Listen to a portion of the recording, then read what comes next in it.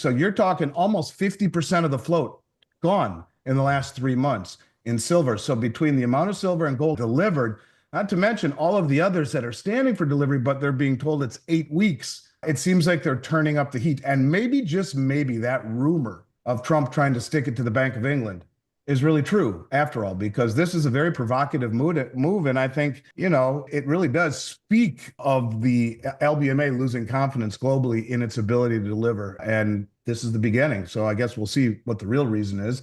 Much like most of the things we've seen lately on the LBMA and COMEX, we can assume and surmise what the real agenda is. Mainstream would tell you that's not the case. I don't believe it. I actually feel that we are witnessing a shift from this paper market. The ongoing disruptions in the London Bullion Market Association, LBMA, and COMEX exchanges mark a critical shift in global metals trading.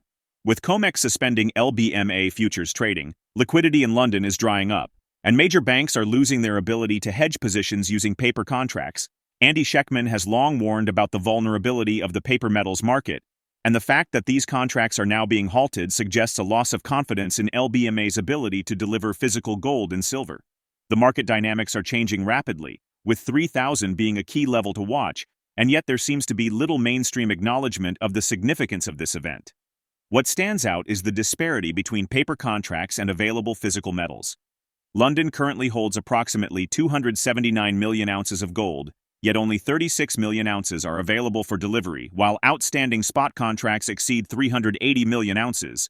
In silver, the situation is just as alarming. Less than 800 million ounces are available, yet contracts are issued for nearly 10 times that amount.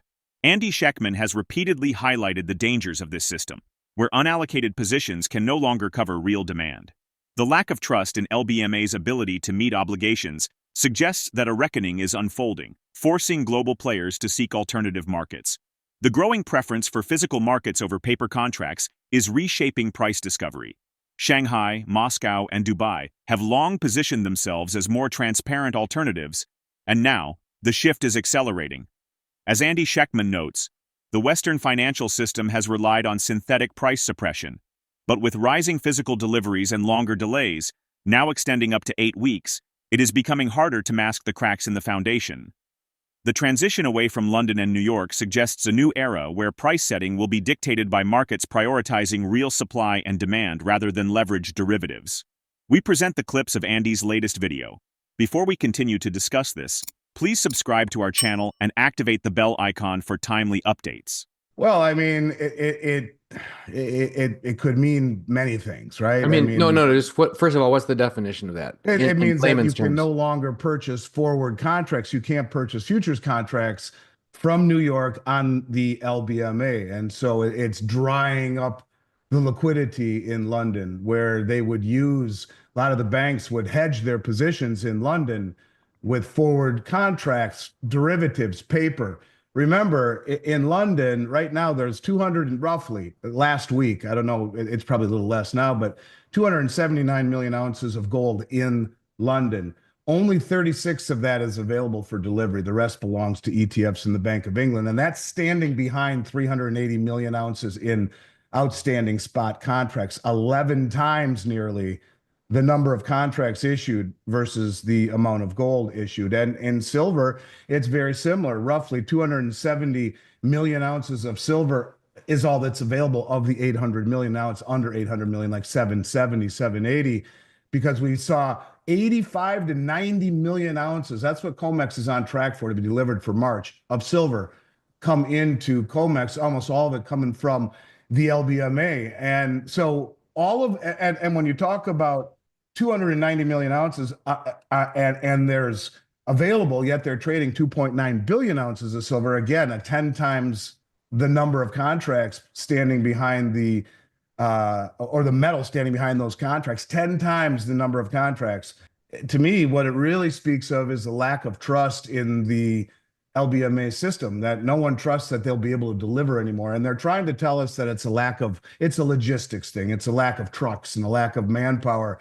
I think they're realizing that the exchanges are being bled dry. And maybe now what we see is COMEX trying to distance themselves from the LBMA.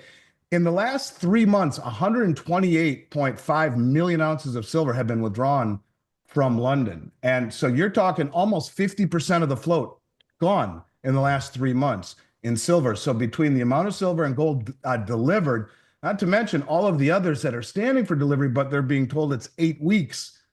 It seems like they're turning up the heat. And maybe, just maybe, that rumor of Trump trying to stick it to the Bank of England is really true after all, because this is a very provocative move. And I think, it really does speak of the LBMA losing confidence globally in its ability to deliver. And this is the beginning. So I guess we'll see what the real reason is. Much like most of the things we've seen lately on the LBMA and COMEX, we can assume and surmise what the real agenda is.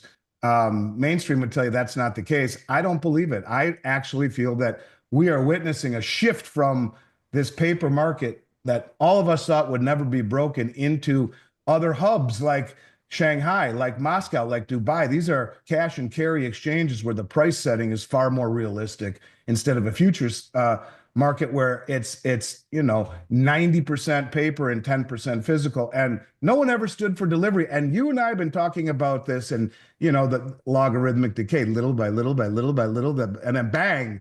Are we at that point? Well, it sure feels that way when almost half of the available silver has been drained.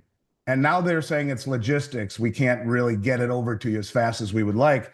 Demand for physical gold and silver is rising. And this is a move away from the Western markets. It's a big deal. We'll see how big it is. But yeah, I think this is something people really need to pay attention to, on top of the fact that it just continues to move higher. It seems almost every day now. As Bitcoin solidifies itself as a mainstream asset, its volatility remains a concern. Central banks buying massive amounts of gold is a clear signal that trust in the Western paper markets is eroding. In 2024 alone, central banks have accumulated nearly 1,200 tons of gold, with China leading the charge. This shift toward physical metal comes as confidence in the LBMA and COMEX weakens, particularly after COMEX suspended futures trading on LBMA contracts. Andy Schectman has long warned that the paper gold market was unsustainable, and now we are seeing the consequences unfold in real time. The imbalance between paper contracts and available metal is becoming too extreme to ignore, and the liquidity crisis in London is a glaring red flag. Gold and silver markets are now showing signs of severe strain, with London's bullion reserves being depleted at an unprecedented rate. As Andy Schectman points out, only a fraction of the metal in London is actually available for delivery. Most of it is tied up in ETFs and the Bank of England. Meanwhile, the outstanding contracts far exceed the physical supply, with gold at an 11-to-1 ratio and silver at nearly 10-to-1. This means that a surge in delivery requests could cause a catastrophic short squeeze, forcing banks to scramble for metal they don't have. The decision by COMEX to cut ties with LBMA futures suggests that even the Western exchanges are distancing themselves from a system they no longer trust. JP Morgan has taken over almost entirely full custodianship of GLD. I think that in and of itself is somewhat nefarious. It was always HSBC Bank. I believe HSBC Bank only holds about 2 million ounces of the entire stock of GLD. Yeah, I mean, you could see the price of GLD go much higher just following the price of gold, but that's not the way to own it. It just isn't. And when people have asked me, do you think gold will be confiscated? I've said it forever. I think they'll take the ETF. So if we are indeed trying to reshore all of this gold, and you put, in essence, the agent of the U.S. government, that being JP Morgan, in charge of the largest stockpile of silver in the world and one of the largest of gold, and none of us can take possession, it just seems like it would be easy if they make this switch, instead of confiscating physical gold, activating eminent domain to disclose those funds and give it to the U.S. government. Held by, JP Morgan's holding more gold in their two vaults, one in London, one in New York, than the majority of the G20 countries. So to me, I get nervous when I think about GLD and SLV as a tool to siphon a lot of that gold and to confiscate it and add it to the stockpiles. And if they really are trying to revalue gold, I did a little exercise the other night. I took the total U.S. money supply and took 40% of it. And the reason it's 40 is that, look, the United States was on a 40% gold back. It used to be 100%. And then somewhere in the 50s, they passed a law that made it 40% until 71. When Switzerland had gold backing, it was 40%. When the BRICS just proposed their new unit settlement token, it's 40%. Jim Rickards was talking 40%. So I took the money supply, 40% of it, the total money supply, and divided into the amount of gold, or divided the amount of gold into it that we supposedly hold that hasn't been audited since 53. And it came out to over $12,000 an ounce. Now, could that happen? Yeah, why not? I mean, you're still talking 20%, nearly a little under of what Bitcoin got to. So why not have gold at 12,000, which would give the Treasury general account 3 trillion free and clear? They would just issue new gold certificates to the Federal Reserve, which, by the way, Federal Reserve does not have claim on any of that gold. There's confusion. People think that they do. They don't. The certificates that the Treasury more or less sells to the Federal Reserve or gives to the Federal Reserve as collateral for the money that goes into the Treasury general account is more or less guarantee on fiat currency. It's not the actual gold, which does belong to the Treasury. But if they revalue it to $12,000, giving it in essence a 40% gold backing, in line with where you would probably have to put it to do what Judy Shelton wants to do with backing the treasuries, collaring them and redeeming them in 50 years for gold. The first thing you would do is reshore it quietly so as to not let everyone know what you're doing, to allow the banks in the West to clean up their balance sheet, in London especially. And then you would slowly turn up the heat, get as much of it as you can, let the price rise, let JP Morgan control both GLD and SLV. I mean, you can see the pieces are in place for if they wanted to do this, they really could. And the rumor is that he's very angry at the European aristocrats. He believes they're behind the color revolution we've experienced here in the West. He believes they're behind any election integrity issues.